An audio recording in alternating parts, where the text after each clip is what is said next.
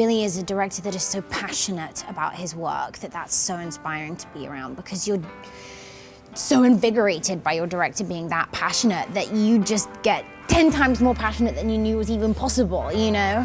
And so it's just been such an enjoyable experience, and it's been a learning curve. Like I said, I've definitely grown up a lot. I've had to do a lot of things that I haven't done before, and I'm learning what it is to work with a master.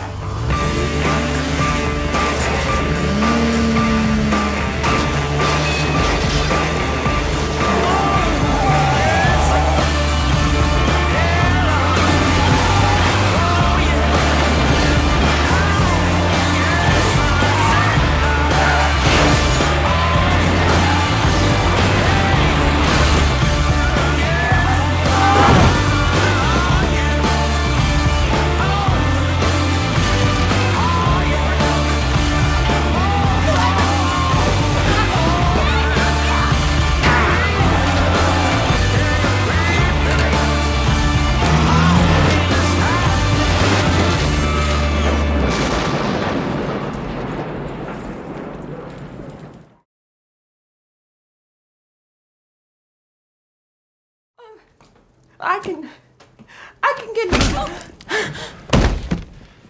Looks like you need a new boyfriend.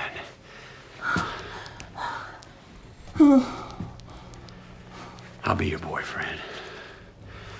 Just for a little while.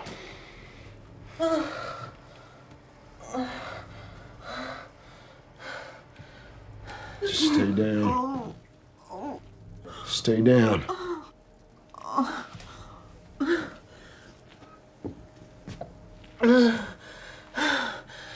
Look at me. Suck this. Go fuck yourself. If you insult me again, I will cut your face off and wear it over my own. Do you understand? You made your bed. That's right. Now lie.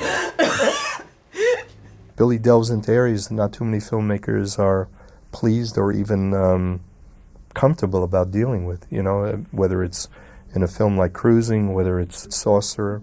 He's an intimidating fellow.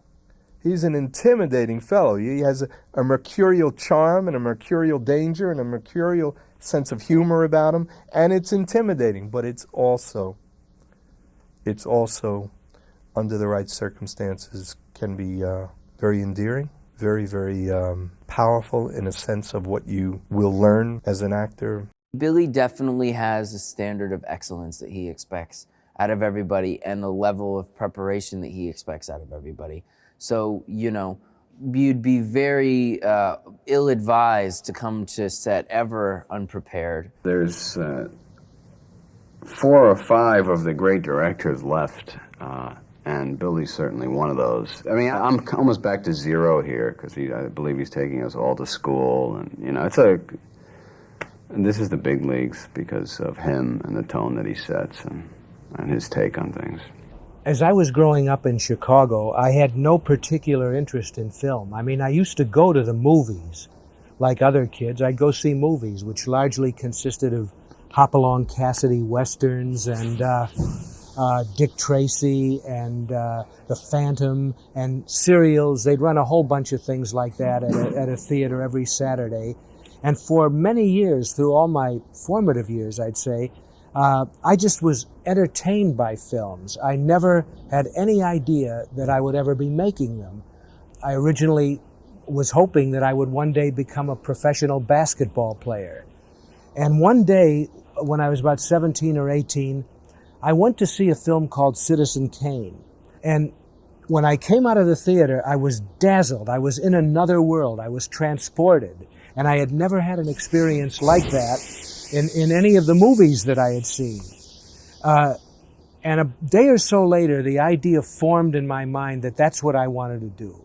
I've seen that film now maybe 200 times. It's the only education I ever had in filmmaking. I never went to a film school. I never had a lesson in either acting or the camera or any of the techniques. I just sort of picked it up by osmosis. The first day I was ever on a sound stage was on this at Universal with the Hitchcock Hour, and I was working with a great cinematographer named Jack Warren, John L. Warren, who had won an Academy Award for The Country Girl that he lit with Grace Kelly. And so I set up a shot that was like a 4 or 5 page master that involved people walking all over one set and going into another set and the camera following them. And it took me about 4 or 5 hours to get it. Norman Lloyd came up behind me and Jack Warren was standing behind me, and I heard Norman whisper to Jack Warren. He said, "Jack," he said, "that shot was incredible." He said that, it took forever. He said, but it was really wonderful. I heard Jack whisper to him, he said, "That was my idea." He said, "That shot was my idea," meaning his. And I learned my first lesson in Hollywood, which is that success has many fathers, but failure is an orphan.